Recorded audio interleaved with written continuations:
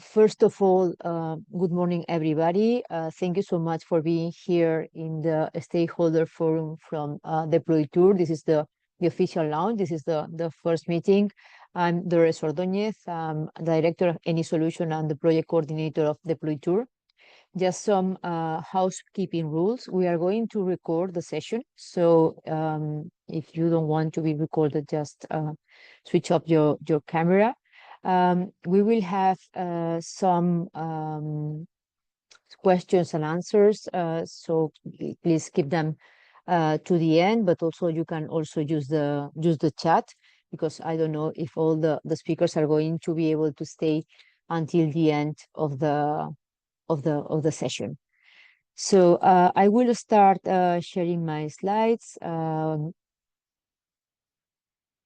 to present the project. So today we have a very interesting agenda in which we are going to explain what is the DEPLOYTOUR, but then it won't be only a presentation of the project. What we wanted today for this official launch is to count with key speakers, and we will have Misa Labarile, Policy Officer at DG Move.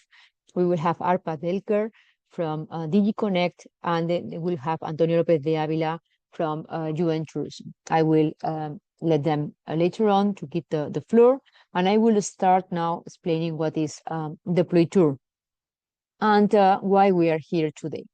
So what we want is to generate a very strong community, and we really invite you to co-create with us this European tourism data space. So the complexity of the tourism sector is there, and the data economy, it's a great opportunity for all the tourism ecosystem to enhance their competitiveness, but also to increase their sustainability and resilience. And the data space, the European tourism data space, it's a great opportunity for all the stakeholders to benefit for this ecosystem in which data sharing could be allowed. So then with this stakeholder forum, we don't want to take you a lot of time, but what we really want is to generate this tool in which you will be first-hand informed about all the project's development, and also to help us to generate the next steps of this European tourism data space. We really want that this European tourism data space, this common European tourism data space, will be open to the different stakeholders, and to allow the onboarding, and also to help all the different entities to use the different services that are going to be prepared, including training and capacity building that is going to be provided to all of you. We are speaking all the time about data spaces, just very quick to explain what is a data space as this public-private ecosystem, and this is very important. So this public-private partnership or collaboration, it's fundamental. We are not here speaking only of DMOs or public entities on one side, and then the private ecosystem, the SMEs, the big companies, the technological companies on the other side. We are working about the ecosystem in which we are all working together in order to enhance the European tourism industry. It's very important, and this is something that should be repeated many times, that to participate in a data space is completely voluntary. So, and we are going to establish sound governance in order to allow that this data sharing is going to be possible. And we are a common European data space. This means that also we are sharing some values, and this sovereignty is fundamental in order also to discover new high-value data sets. We want to generate value around data, and we are going to implement different pilots, as you will see at the end of this session, in which the different pilots will be presented by each of the pilot coordinators. We are working quite hard in governance in order to generate these frameworks in which all the rules are going to be known by all the parties, and also we are working quite hard to ensure interoperability, and also to use semantic technologies, connectors, and the digital identity.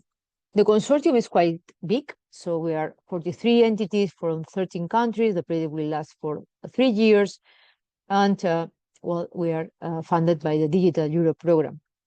Which are the main objectives? So we are going to develop this common European tourism data space. We are going to support to strengthen the EU digital sovereignty and to boost the tourism competitiveness and sustainability, empowering SMEs and DMOs. And we are working with them quite hard. The context is quite complex, so that's why we wanted to generate this slide in which you understand all the different initiatives that are happening around data spaces, in which you consider the common European data spaces with DEPLOYTOUR. We mentioned also Deploy MDS and cultural heritage because partners of our consortia are already working in these data spaces, but at the end there are 14 common European data spaces with which we want to generate synergies and complementarities because we consider that tourism is one of the most transversal industry that exists, and it has links with all the other data spaces, with the other sectors. And what is important also for us is to generate that all this complex ecosystem with all the different typologies of entities that participate in the tourism industry can benefit through use cases and pilots that are going to be implemented.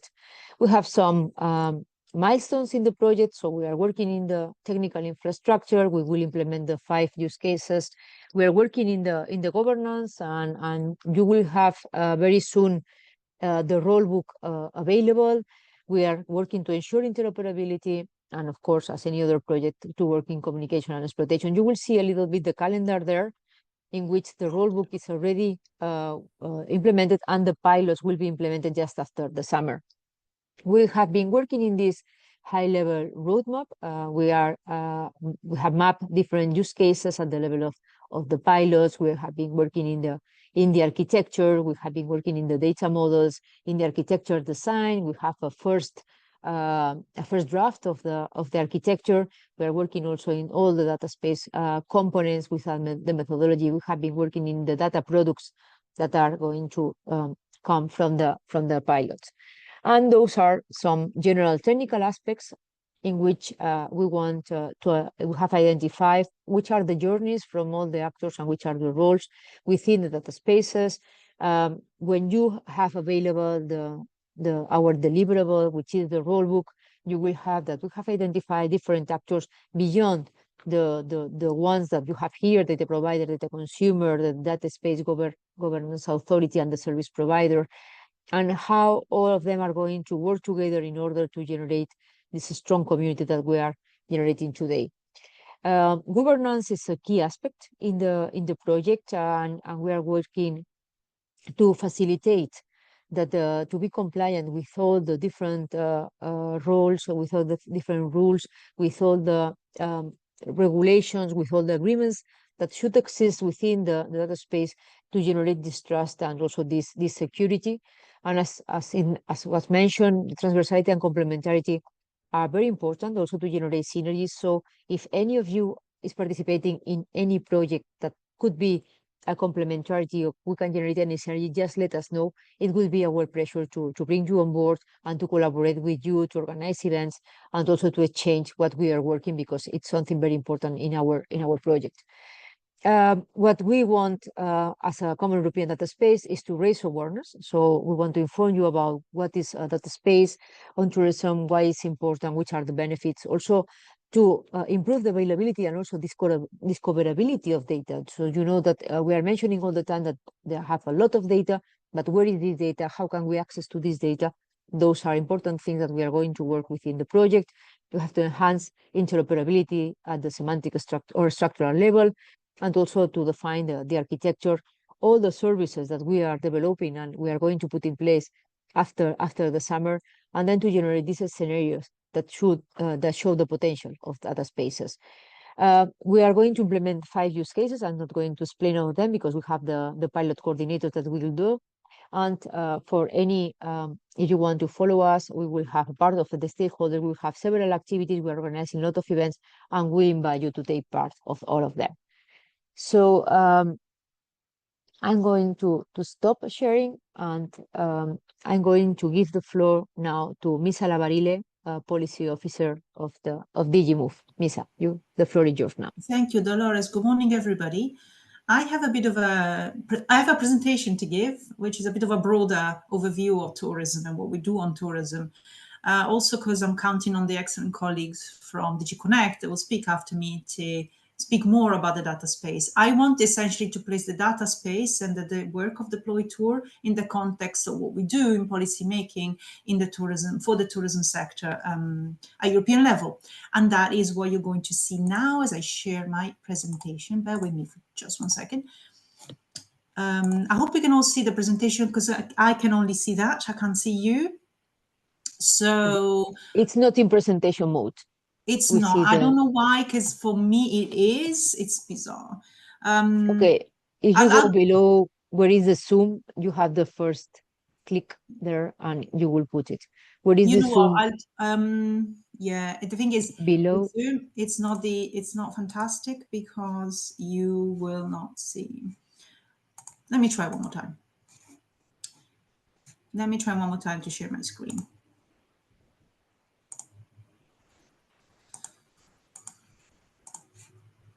Now I'm sharing my screen and I'm hoping this will work.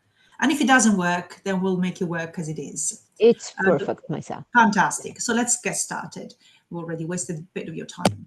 I'm going to start very trivially with what we know about tourism. And these are figures from 2023 in the hope then one day when we have a common European data space for tourism, then we can rely on, more updated figures, perhaps not only official statistics, but other figures. We work with official statistics. 2023 is the latest full year we have so far while we wait for the figures from 2024. But I'm giving you these figures and those that you will see in the next slides because I want you to understand what the Commission has got to work with at the moment. This is the picture we got. We got a picture of a very strong sector that's important for the EU economy, that produces employment, and that is made up of a very high number of SMEs. Now, the arrivals keep growing. So it's like a steady growth on arrivals. Consider that is a very high number, and that was from 2 years ago, and it's still growing. But also consider, and these are the next figures I wanted to give you, the fact that it is a market in the EU very much characterized by internal traveling. So our travelers are European travelers, and this is what the Commission and this commissioner has found when he has arrived.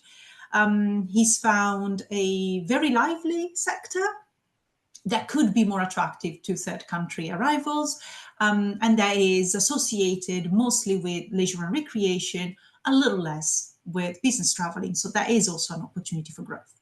There'll be a lot more to discuss. Perhaps I should throw in the fact that most of these arrivals, at least 1/3 of them, happen between July and August, so high seasonality in Europe.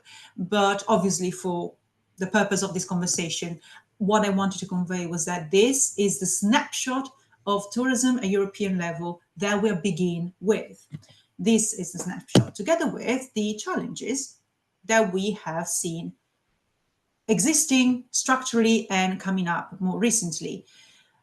As an example, number 4 is more of a structural way of structural issue that we have at European level for tourism.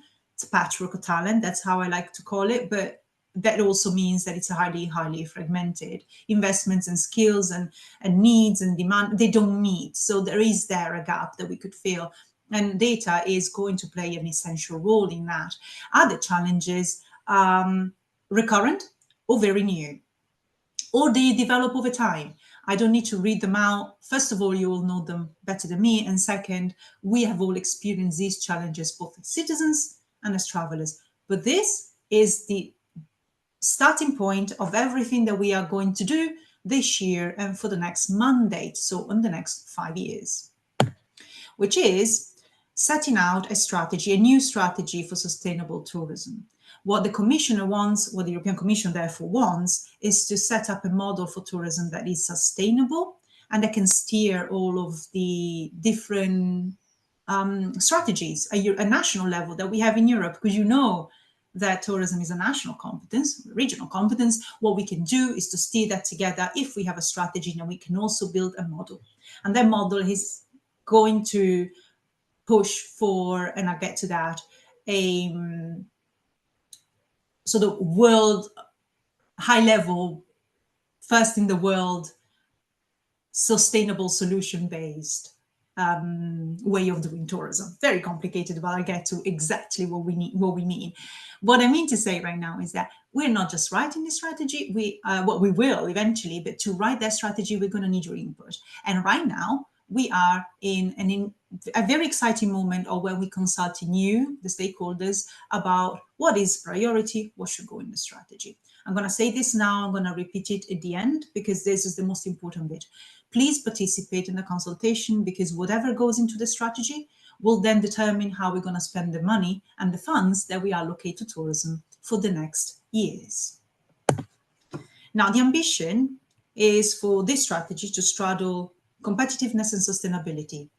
Possible and possible, we believe it's possible, but what we need to make it happen is concrete actions. And to identify those actions, that's why we're consulting. So we have this survey that has come out, which many of you might have already seen, the targeted survey. And then we just recently, very recently, last week, published a public survey, which is more targeted to travelers and to citizens, and it's a lot simpler, less technical. I will get to these links. I will give you the QR codes for this in case you don't know where to find these questions. You have plenty of time to answer, but what I'm trying to convey here is what we try to achieve with these questions. And again, this is what you see in front of you, a balance between competitiveness and sustainability for tourism. Under competitiveness, you'll see that the targeted survey, which is the one that you may want to answer to, because you are the stakeholders, the tourism operators, the experts in tourism, with a particular niche, obviously, of travel tech and data. Under competitiveness, this is what we want to probe our stakeholders about. There's a number of aspects that we're very interested in. And I think for this conversation today and for what DEPLOYTOUR does, what I wanted to raise was the fact that the data space for tourism remains a big priority for competitiveness, also for sustainability, but mostly for competitiveness, because it would allow access to data and data sharing, which in turn will feed into supporting companies, supporting them in the digital transformation and in gaining competitiveness and scaling up. And it will also support, of course, smart tourism. I would apply data and access to data to everything, really. But I don't have that kind of time today. So what I really meant to say here is that these aspects, you will find them in the survey that I'm linking you to at the end of my presentation. But data is literally everywhere. So if you go through that survey, if you take the time to answer, please make sure that you tell us what you think we can use data for and what the challenges are in the sharing of data. Because DEPLOYTOUR is doing a massive amount of work. The strategy will build on that and then take it forward, because the data space, it all begins and ends with the data space. But what we need to understand is, what do we want to use this data for? What is it that we can help our stakeholders the best going forward? So these are the aspects that you're going to find as regards competitiveness. There's more when it comes to sustainability. Now, I am breaking down these chapters of the survey artificially, really, because I wanted you to understand that we are trying to find the balance between a competitive sector and a sustainable sector. But please consider that when it comes to the growth of the sector and its competitiveness, and then everything matters. So this is a bit of an artificial distinction. However, when it comes to data, I suppose data is the backbone of everything there is in this survey. I keep repeating this because I really want you to understand just how key access to data is going to be for this strategy, in our view, but also depending on what we get out of this consultation. Just to be completely transparent, if by the end of September, when we gather all the information that we get through our surveys, we don't find a big mention or a big emphasis on access to data, that will be reflected in the strategy. I personally do not think that will be the case, and I will very much fight for data access and the data space and data sharing to be prominent in the strategy. I will be very surprised if it's not, but please give me ammunitions for this. All right, so when it comes to sustainable tourism, you see how we are moving forward from what it was before with the transition pathway that advocated for a green transition. we're moving forward to including social justice and resilience of destinations. And there is so much that we're already doing. DEPLOYTOUR is just one project, but there's also the D3 Hub that's helping us on that. And it all has to do with managing data so that destinations can be stronger, more digitally savvy, more resilient. We want to build on that and take it forward. And you will find all of this under these chapters. One point that I wanted to raise by going back one slide, if I still can, you see where I'm putting smart tourism there. It's not quite the same as digitalization. Why are we mentioning smart tourism? Because what we think is that it would be very helpful, building on everything we have, the DEPLOYTOUR project, the efforts to build the data space, the effort to support destinations and business becoming more digital. All that should help the EU build a model for smart destinations. And that is something that is rather new at European level. It exists at national level, and we think it's a best practice. We would like to see if it raises any interest at European level. So I think if we're all interested in data access and data sharing, please take a look at that bit in the survey and see how that can transform our support to destinations towards smart tourism. Okay, moving on to something a bit more concrete. How can you help? Since I keep asking for your help, we have 2 consultations out. Like I said, one is targeted, the other one is open and public. They both are open and public technically, because if you go on those QR codes, you don't need to access anything or to have any password. You can just start with the survey and answer our questions. However, the open public consultation, like I said, it's much shorter. It only presents about 10 questions, and it makes it so in a very user-friendly way, without avoiding technical languages and technical terms, without going in too deep into each aspect. So useful. Feel free to take a look at it if you want and take it. But considering the audience of this event, I will very much plea for your contribution to the targeted consultation, which will take more of your time, but will also give us a wealth of information on what should be priority for this strategy. This strategy will be adopted only next year, but that only means that we're going to spend the second half of this year drafting it, discussing the results of these questionnaires, of these surveys, of these consultations, and putting it all together with you, with governments, with regions, whoever wants to talk to us. We're very, very open to bilateral meetings as well. Now, that is essentially what we're doing this year. There'll be a lot more once the strategy is out, and we'll have concrete actions that we can implement. But I honestly have no idea what those will be. I can give you some inspiration. I can give you some hope, some ambitions. And I can give you the message of our commissioner, who's really, really keen to make sure that he has a strong, solid strategy, meaning a strategy that doesn't just talk about everything, but a document of 15 pages that really sets out a new model for tourism that we can all share at European level, and one that in a way integrates everything we do for sustainability, for competitiveness, for tourism, and for connectivity. So for the first time in the history of the European Union, we're going to have this new strategic approach to tourism. Like I said at the beginning, data is everything. We will very much work on data, we will work on statistics, and we will work on AI. And it all comes down to how well we can implement our data space for tourism, because if we have that, once we have that, then everything else will follow. Thank you so much for your attention. I'm happy to take questions. Thank you. Thank you so much, Misa. Indeed, you have already one question from Olga. He's asking who's the target group for the survey? If are the CEOs or normal employees of the DMOs? Anyone. If you open, if you open the survey page, I should have probably kept the QR codes there. If you go on the targeted consultation, at the first page will ask you to identify yourself, not necessarily with your name and surname. That's not what we need. But what we need is to understand what you work on and what your area of expertise is. Anyone can answer. The targeted consultations is for experts, meaning that either you're a CEO or you're a data analyst, it doesn't really matter, so long as you think you know, or you think so long as you have an opinion on what the European Commission should do at European level as a priority, then that it is for you. But again, the targeted consultation we're talking about 50 plus questions. You don't have to answer all of them, but you see how it will take some time for you to go through it and understand where your strengths lie and what you think you want to say. You're going to have to scroll through the questions, decide what you want to answer. It will give you an opportunity to upload your own work. So if you have any sort of papers, white papers, policy papers, anything you've got, academic papers, please feel free to share that as well. That will give you the opportunity to do so. Okay, thank you so much. And also, Flavi has put the link directly. So thank you so much for that.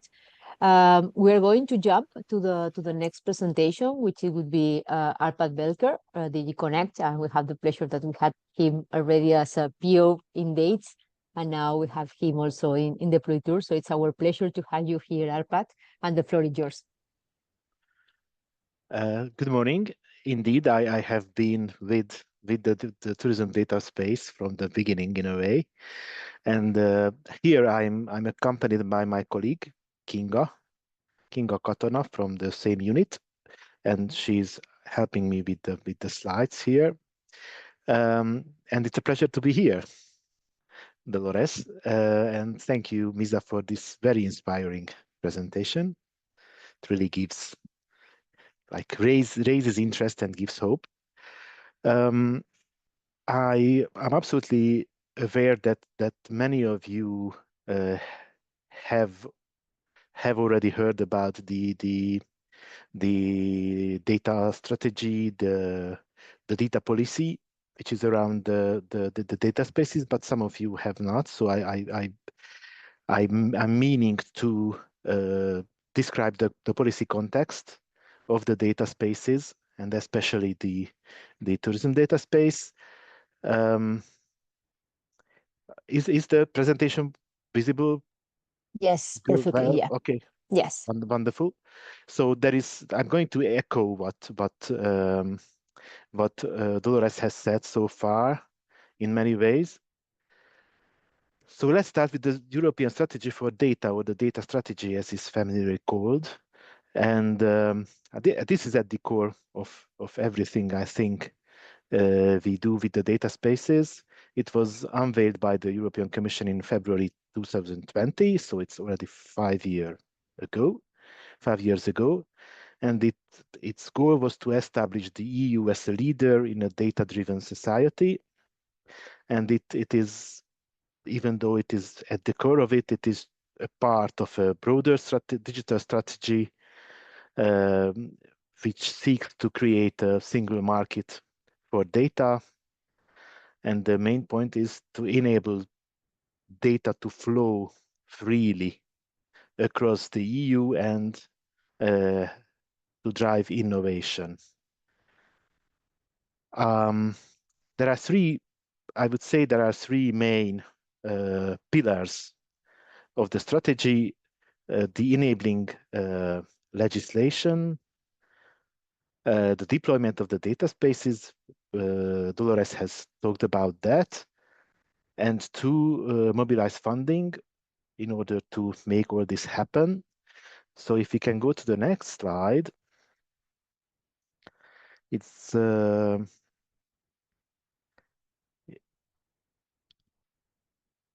sorry, I lost. Yes, thank you. So if you go to the next slide, we are talking about the last mandate, which means the first. So the previous commission, which worked between 2019 and 2024.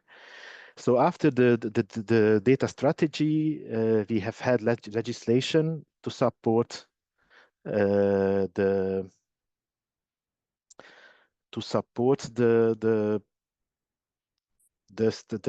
goals that the strategies spelled out. And among them, there is the Data Governance Act. And I think that trust is one of probably the most fundamental factors in data sharing we aim for.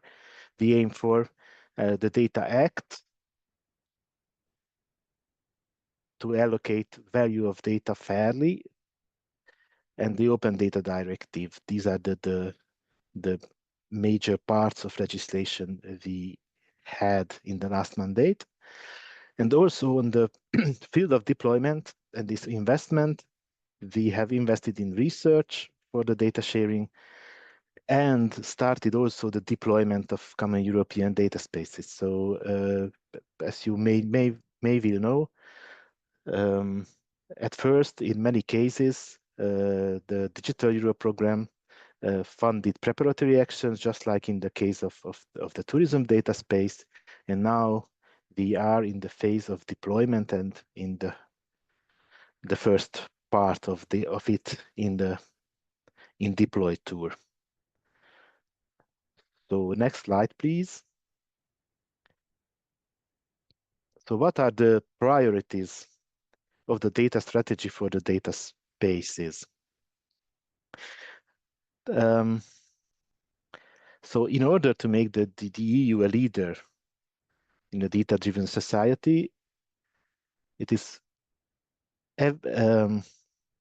fundamental to ensure that data is used in a way that benefits all European citizens, that it is based on European values. So those are those priorities on which the data spaces stand.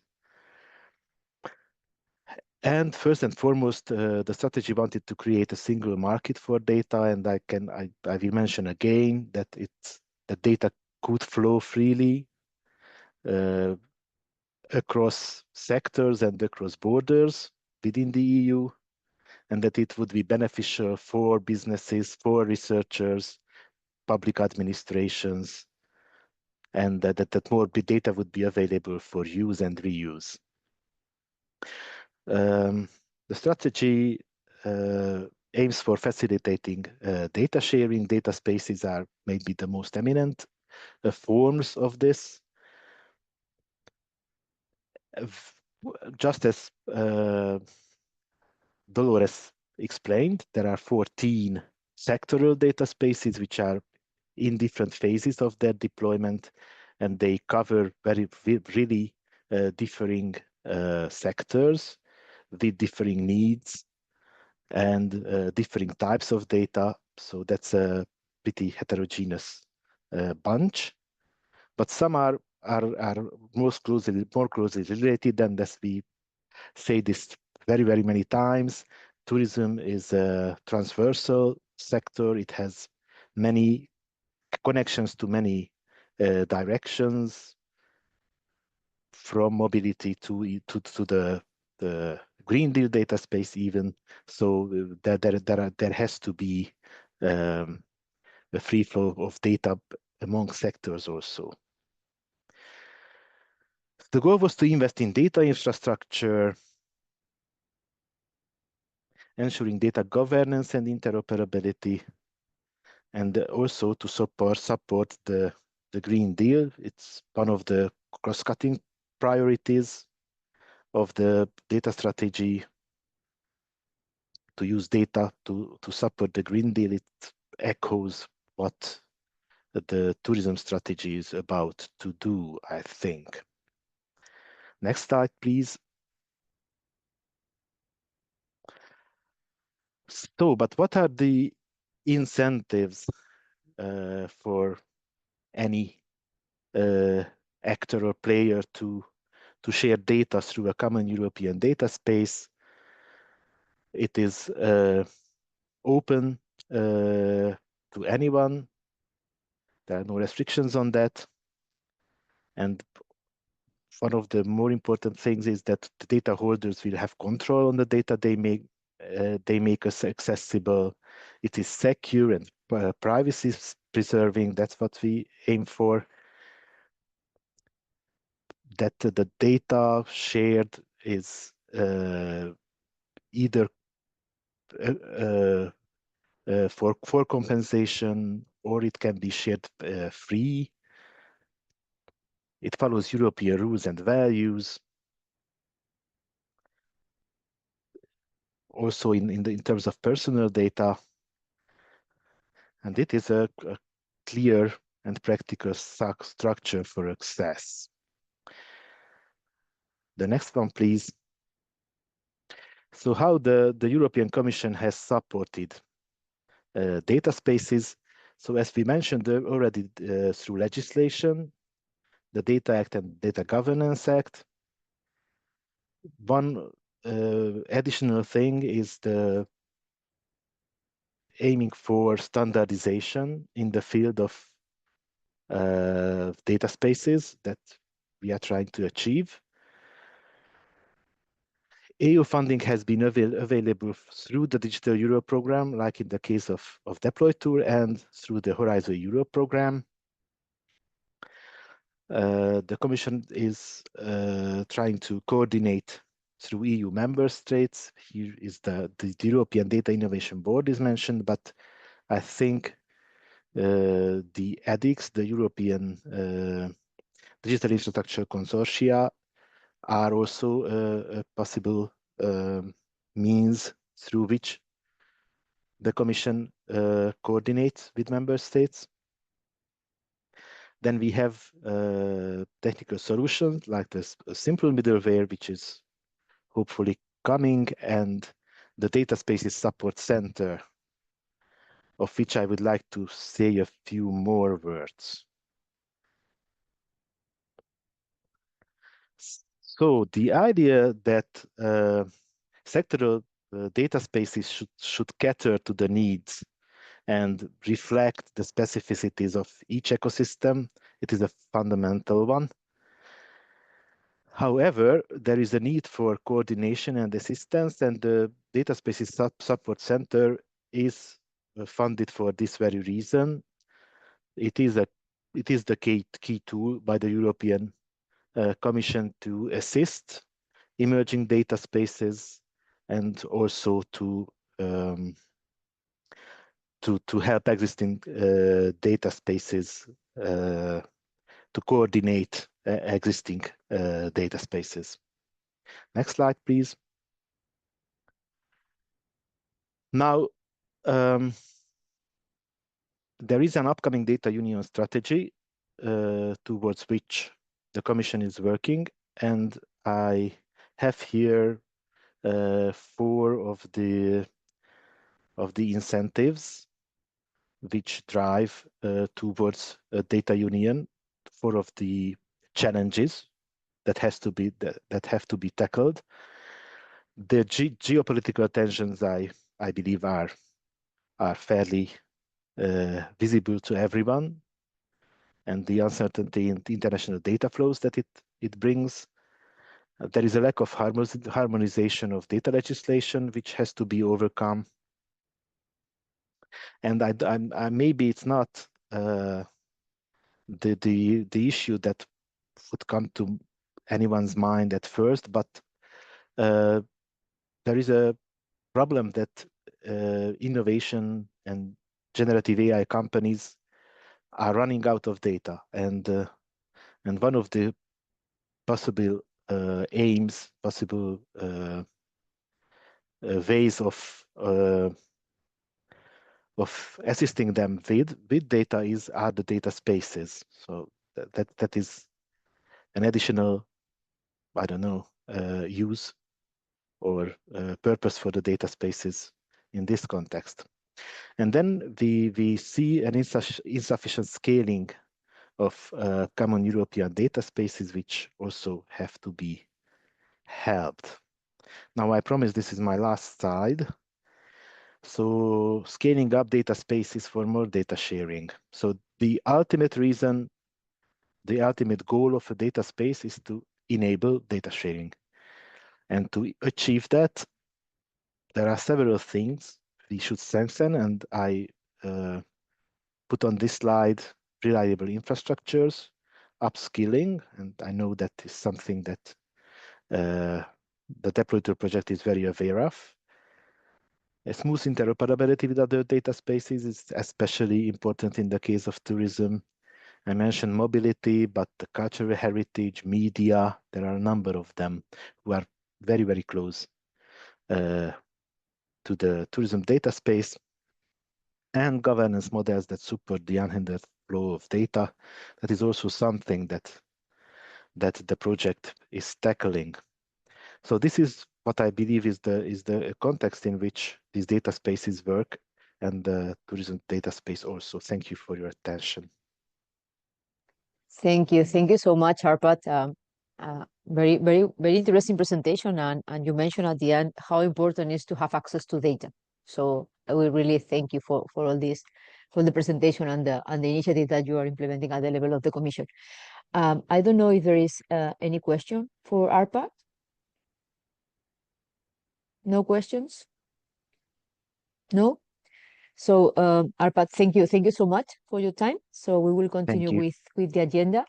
And now I will give the floor to Antonio López de Ávila, which is the Director of Innovation, Education and Investment at UN Tourism. Antonio, you have the floor. Thank you so much.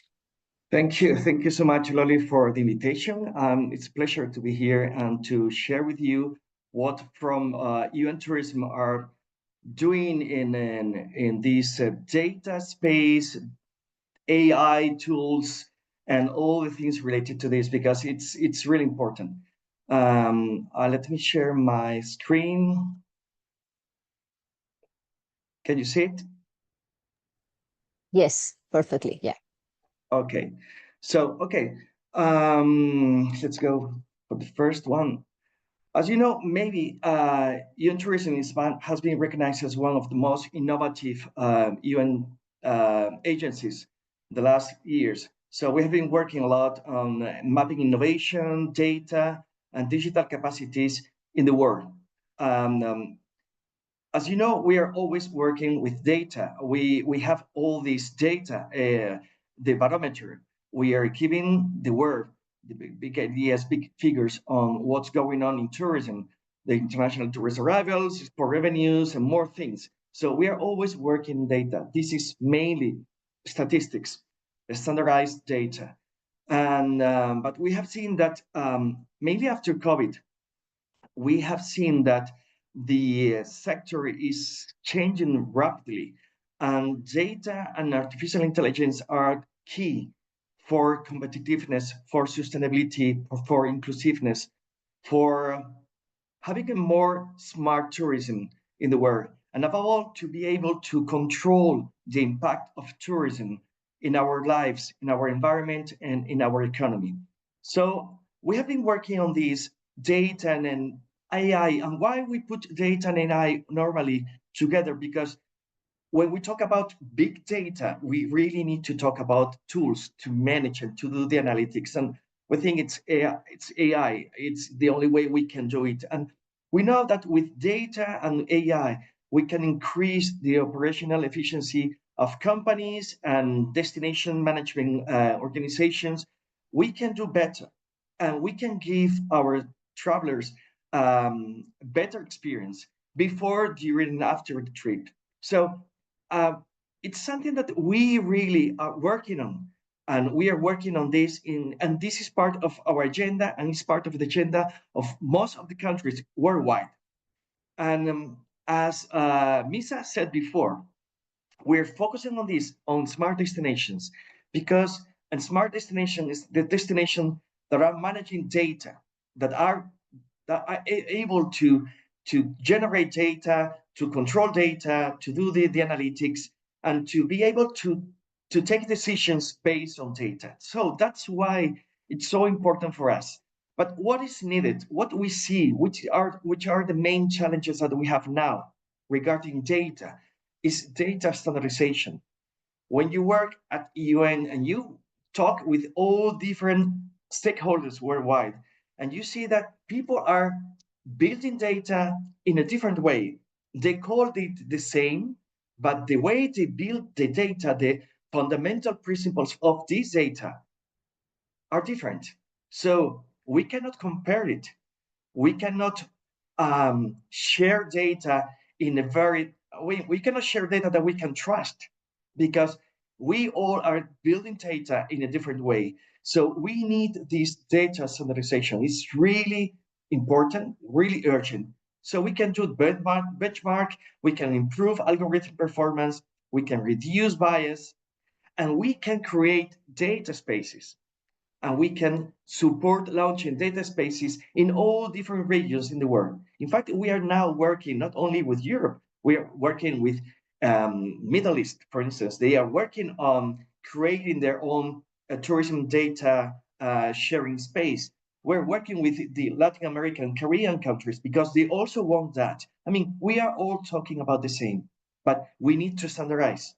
If we don't standardize data, if we don't compare the same data, even if we put the same name, if the principles behind that name are not the same, we're doing wrong. So we need to work on that, and we are working on that. What are we doing? We have our UN standards for measuring tourism.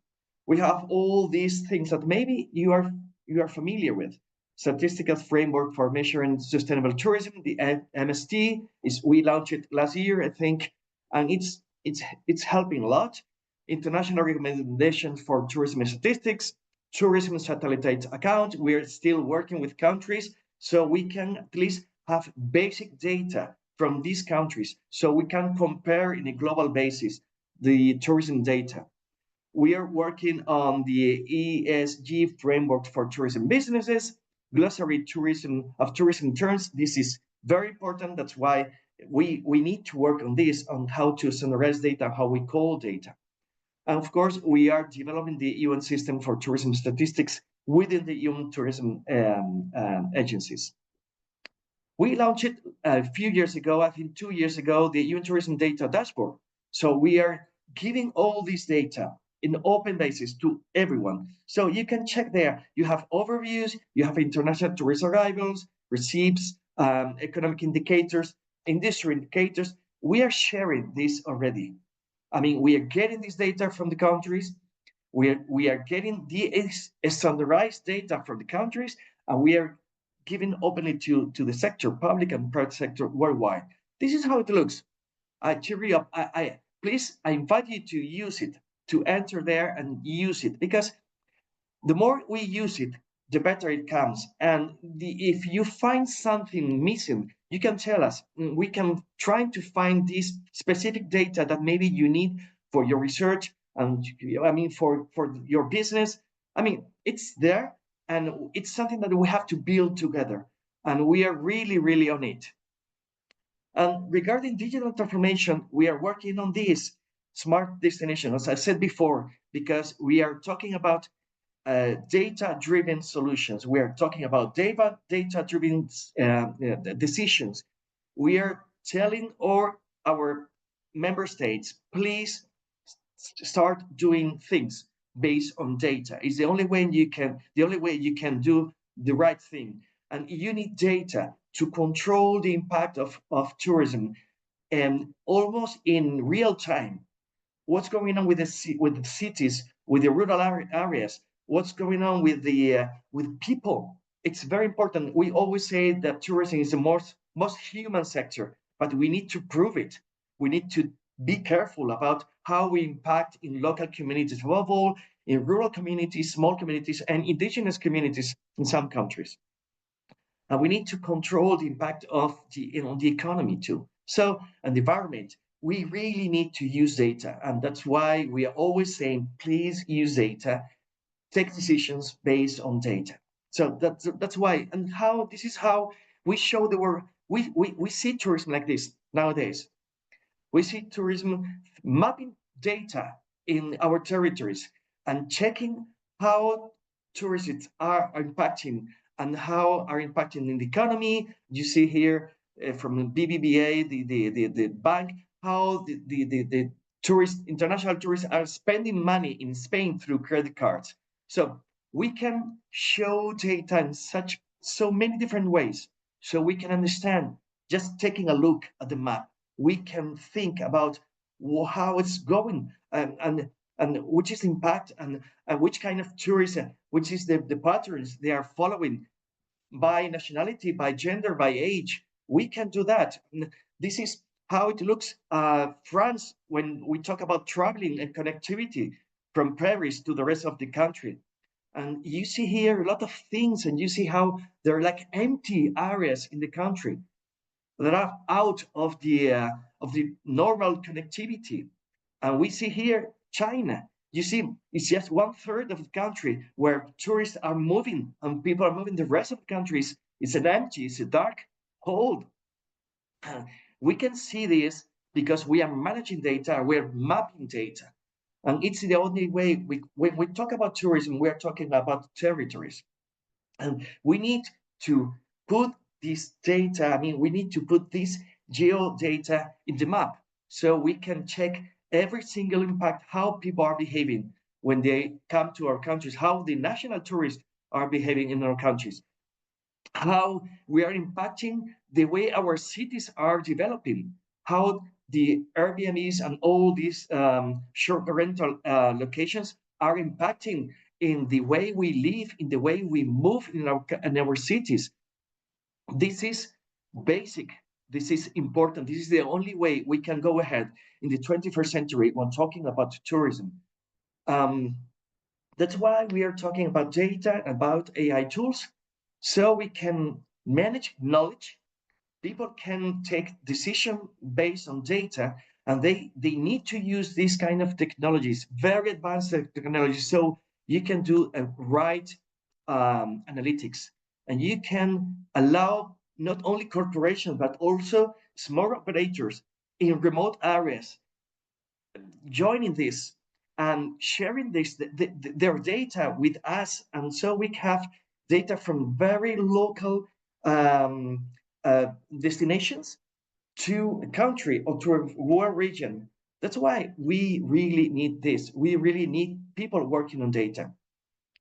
We are aware of the benefits and the challenges of the problems. The benefits are data-driven governance. I've been telling you, it's very key. Sharing digital tools so we can decrease the cost of doing the analytics. And of course, what we are talking today, this is DEPLOYTOUR is one of our key things. I mean, we are watching DEPLOYTOUR quite closely because we like what you are doing in DEPLOYTOUR, and we like to have this kind of business case to show to the world, so we can share the experience of DEPLOYTOUR in Europe, and we can share it in Americas, we can share it in Africa, we can share it in the Middle East, in Asia. I mean, we can share it with the rest of the world. That's why it's so important that Europe is leading this tourism data, creating of data spaces, because it's the only way we can show the world that is possible. And barriers, as always, it's high data acquisition cost, and we know, but from little to little, we know that this cost is decreasing, and this data sharing space is part of the solution. Of course, we have to deal with privacy concerns, and we as a world organization, we have such. I mean, it's really difficult to work with different legislations. In Europe, we have European Union, but in Africa, we have every single country, and the Americas, and in Asia. So it's really difficult for us to create kind of common idea on privacy concerns.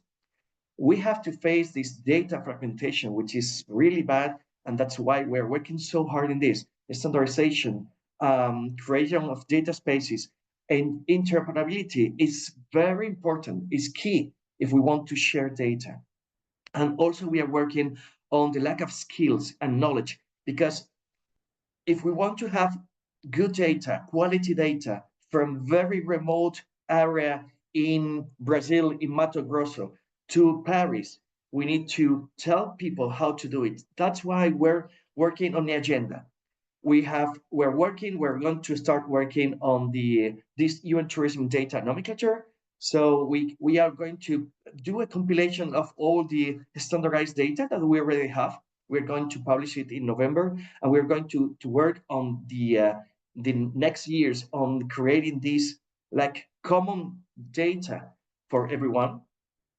We are doing research and papers on AI adoption in tourism with Saxion University from the Netherlands. We have been working on AI impact in jobs with the Ministry of Tourism Saudi Arabia. We are working with the G20 countries on AI impact on tourism SMEs, which we know it's 90 or 80% of the tourism sector worldwide. And we are working on an AI report and policy recommendations for countries. That's really important. It's key for us to develop this research so we can share it with the world and we can all be aligned. Of course, we are working on skills. That's why we launched the Tourism and Learning Academy in 2020. Nowadays, we have almost 15,000 students, enrollments around the world. We have more than 50 courses, and we are working to develop more courses on data management, data standardization, interoperability of data, on all this stuff. Because we really want to reach the world, and we want to spread this knowledge around the world so people are aligned with us. So thank you so much for allowing me to share what we are doing at the UN Tourism, and I'm really happy to share and to know what are you doing in the European Union and other entities. So thank you, Loli, so much for your invitation. No, thanks to you for your participation and very nice and insightful presentation, because as you mentioned, the complexity of tourism, it's high, and when we take a look from the global level, it's even more complex. So standardization is something very important, and we really hope that this nomenclature will allow the interoperability, because and we know that you are quite aware about that. So we have some questions. So one, I think it's already answering one of your slides, because is UN Tourism only supporting EU27, and you are working at global level? So you already mentioned other entities with which you are cooperating. And then Ashburn is also mentioned, the Arctic is fully loaded by tourism, but no measures to restrict vehicle house on wheels. So there are some measures, as you know. Add the question there, because we need this real-time traffic data to sustainable destination. And we see in the north of Scandinavia that both summer and winter, we have so many vehicles with the housing on top that and these tiny roads cannot handle it. And especially now in the summertime is really fully loaded. How can we use the EU tourism data space to restrict access? Because you don't want to queue up from Paris to Lofoten, same traffic jams. How can we share this kind of data space? I don't know what EU can do, but what we are doing, what we are advising the countries, our member states, is to control the flow of tourists on the vehicles, cars, and control and measure the capacity of charge of the destinations. I don't know if you know that in the Balearic Islands in Spain, they are now controlling the number of vehicles entering every summer. Of course, it's an island. It's easier maybe, but I think you can use technology. You can implement technology in the territory, but you need to be supported by the law. I mean, it depends on the law of the country, and it depends on many things, but you can use technology, and you can use this data generating through technology, so to control the flow of these vehicles and cars and people going to specific areas in specific periods of the year. Thank you. Thank you so much, Antonio. I don't know, I don't see more questions on the chat. I don't see more hands there. So since, okay, there is one. I find always missing in the conversation is the capacity of the destinations, and this piece of information only DMOs can calculate and provide. Well, DMOs at least in DEPLOYTOUR, they are quite covered and included. And as Misa has mentioned, we are also working with them in other project, which is the Competence Center in D3 Hub, and we are aligning both projects. And I'm also Antonio, from his previous experience and the position he has now, also is very aware about the importance of DMO. So I think what it's important is to work all together, and through these tools as the data spaces, it would be a way in which all the actors of the tourism value chain will have this opportunity to share the data, and also to what is important in the data spaces will be also the discoverability of data, because we are all mentioning that exists a lot of data available, but we really need to generate the catalogs in order to understand which are the real data that exist and how this data is going to be available, which are the conditions to use this data. And I see Jonathan also step one assess the flows, they measures on what would be the limit and contingency plans, follow the impact of these measures over time and direct. Okay, and this supported by data. Okay, but I like this sentence also, Jonathan. All this is supported by data, but not solved only by data. So at the end, there are also. That's clear. That's clear. Okay, thank you so much for your time, Antonio. Wonderful. Thank you so much. And now we will jump to the part of the presentations of the and we will start with the presentation. We have here Urska Stark presenting from Arthur, and she will present the first use case. Urka, the floor is yours.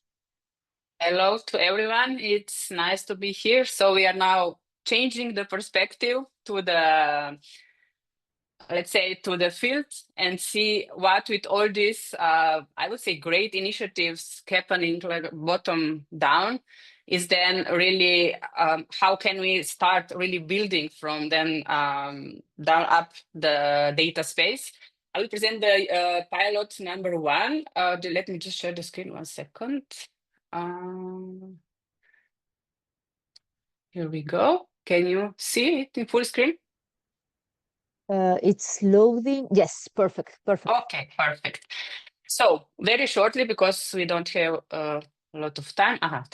So the pilot one is the pilots is the transnational. So the questions that we were discussing like a few minutes ago is how to make a concept that can work also over border. So we're talking about European Union. We want the data to flow also over borders. So we are dealing within these pilots between Slovenia and Austria. In the Alpine region. So we know the Alps are like in the middle of Italy, Slovenia, and Austria. And the tourists don't really care where are they. They are part of one environment, of one location, and how to make these experiences then really seamless. So the challenge in the area is overcrowding, of course, in natural areas, all the negative environmental impacts, climate change, lack of tourist awareness about the sustainable practices, and all these challenges connected to it. Solution is to foster this cross-border data exchange to promote eco-friendly tourism practices and really try to find ways how to help preserved areas to remain like untouched, understand the tourism flows, and reduce the negative impact there. We are doing this within 2 use cases, and one is the flows in Julian Alps. So we try to establish a system. So we are really together with stakeholders. I would say the first step right now is really this mindset shift, really this build trust with all these presentations and dialogue, and try to find win-win for all the stakeholders. I think this is crucial for the data space, and make a kind of safe place where everyone starts sharing this information. In this case is in the Julian Alps, and find a way how to make them really good examples to see them to build in the future on that. The second use case is the building of a sustainable calculator for tourists in B2C level in natural protected alpine areas, which helps really to understand the impact. So this shift, also this awareness, how to behave in these areas for the tourists. Very shortly from my side, we are really, really happy to all inputs or everyone who within this area would like to join or discussions and find the data sources which can be shared. So really, please free to contact us. Thank you so much, Urska, and also thank you so much for keeping the time. So I ask all the pilots to be in this 5 minutes. So we will jump now to the next use case, and we have Dani Caro from Turismo de Andalucía. With you have the floor now, Dani. Hello, good morning, everybody. Oh, Let me check.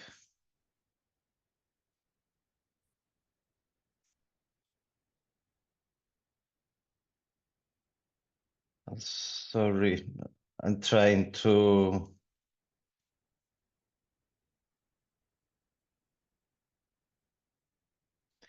Can we jump to the pilot 3? I'm sorry, but they're telling me to get out the meeting and then come back to in order to Okay, share.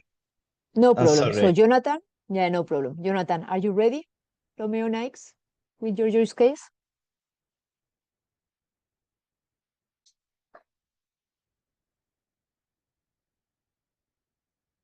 Can you see the screen?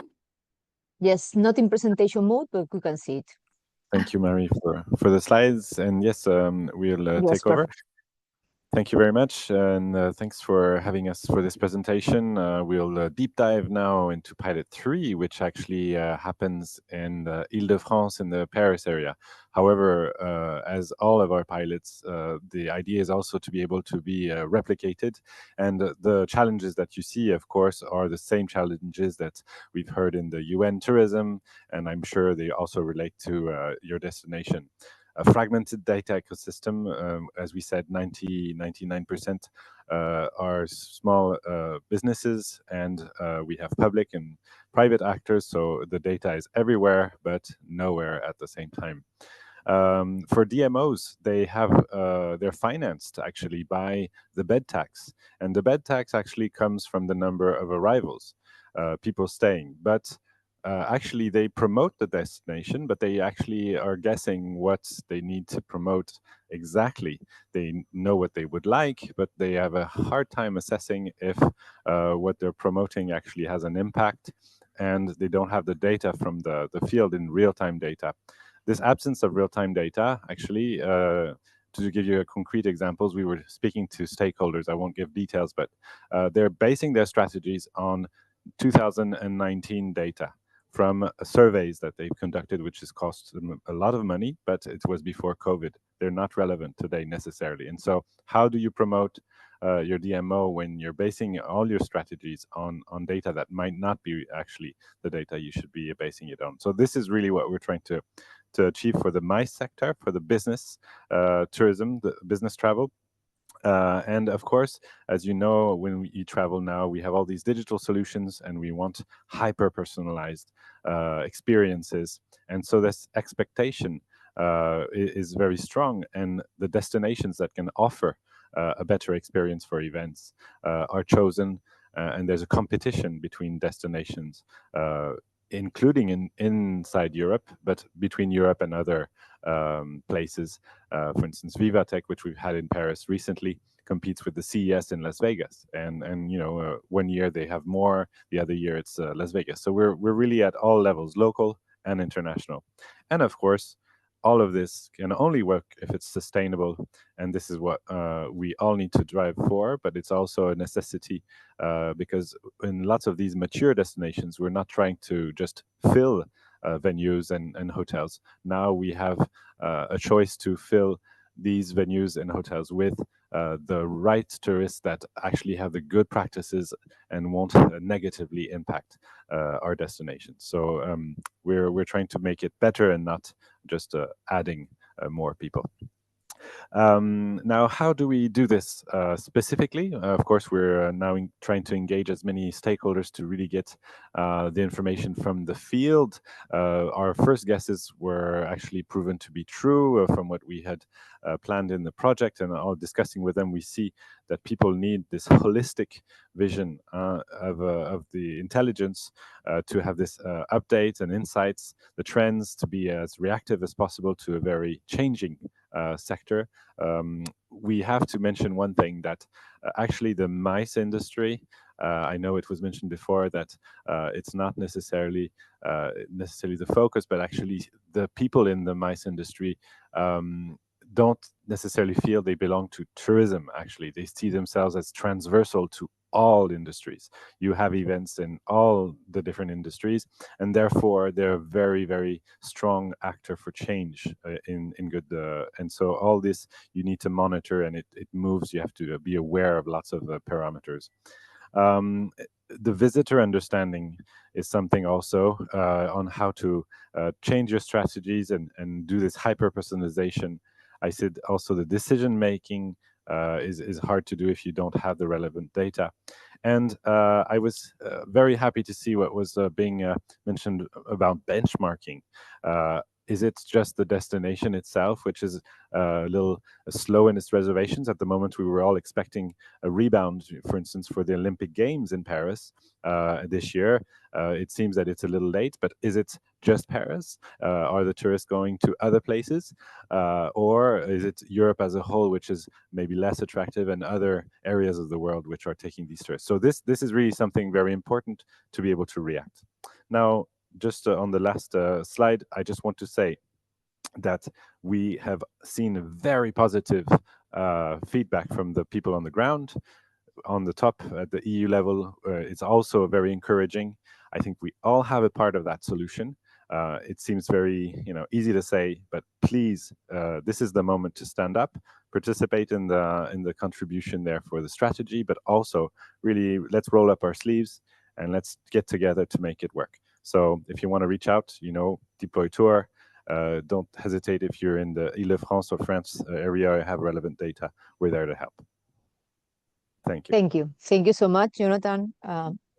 We will jump to the next one because we are running out a little bit of time. Okay, perfect. Anna is here. So Danny, we can see the slides, but they are not in presentation mode. Yep. Now it's perfect. Yes. Danny. Okay. Thank you. Sorry for before, computer problem.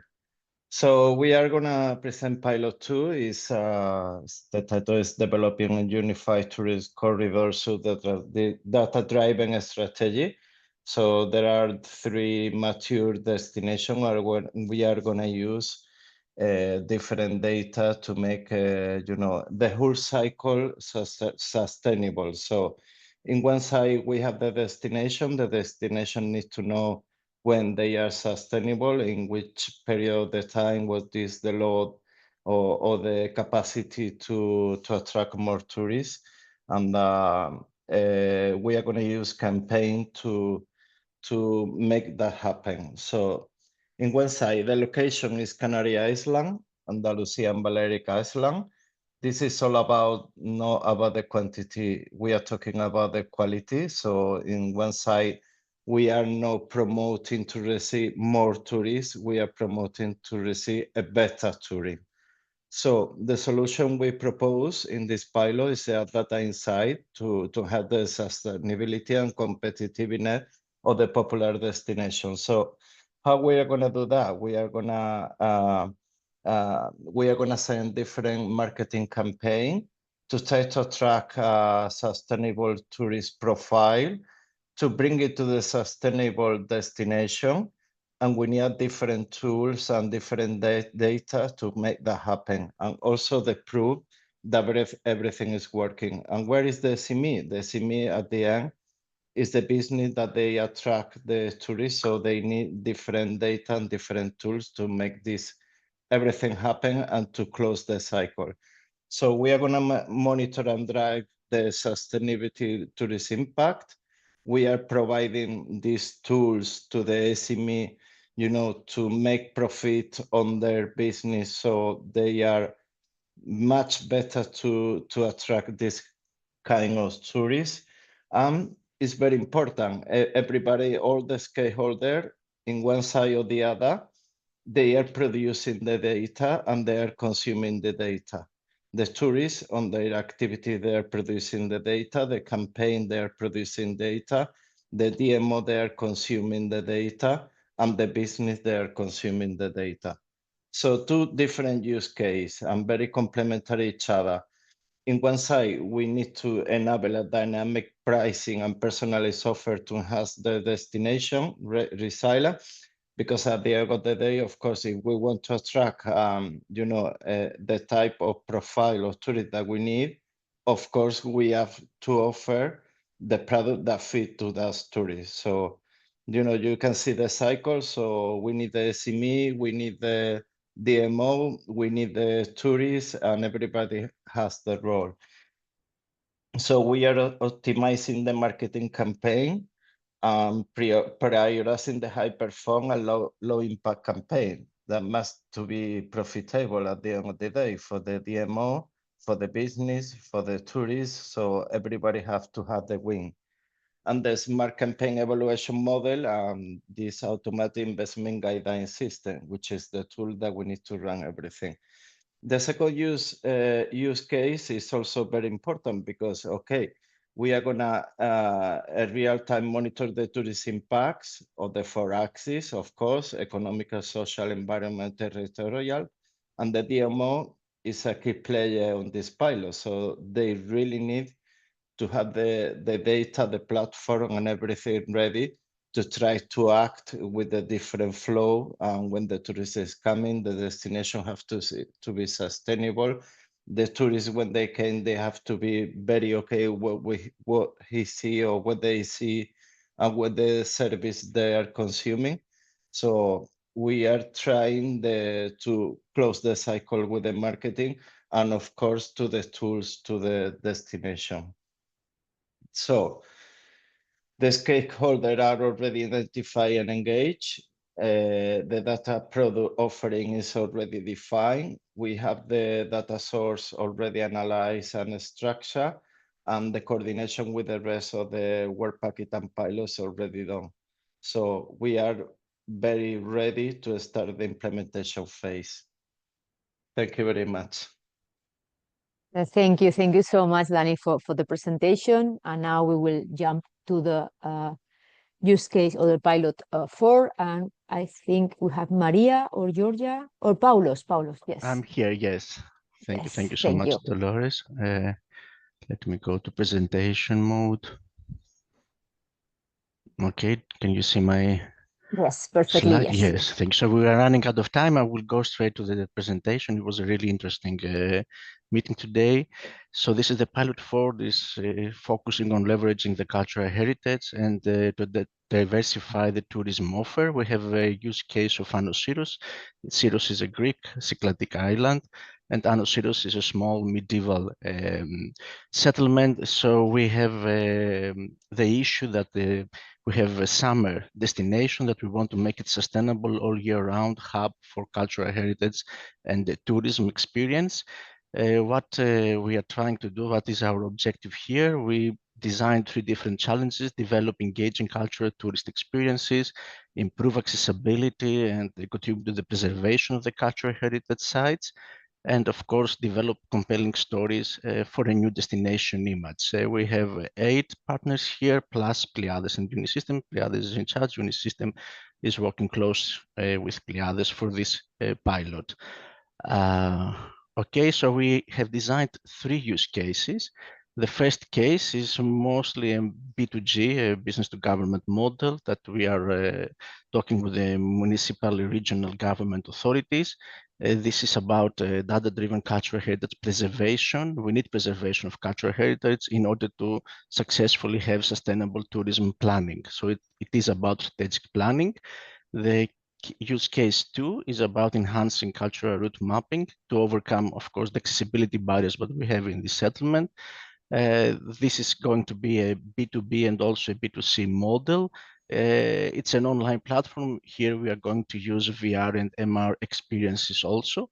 And the use case 3, it is a gamified tour experience. It's an alternative form of exploration, the city of AnySolution. And here we are talking about travel agencies and cultural organization in the museum, but also the game design business and the local business owners. About the stakeholders now that they are already, most of them are already on board, we are trying to enlarge our tank of stakeholders in order to be safe and sure that most of them are going to stay with us until the end of the implementation. So as you can see, we have in 4 different categories, the public category, the museum culture organization category, the travel agency, the tourist representatives, and the game design and local business owners that we have already have on board. I was a little bit fast because I wanted to keep the time, and so thank you for your attention, but I will be here if there are any questions. Thank you. Thank you so much, Paulos. Thank you. And now we are going to jump to the last use case, not least, and we have here Eva. Thank you.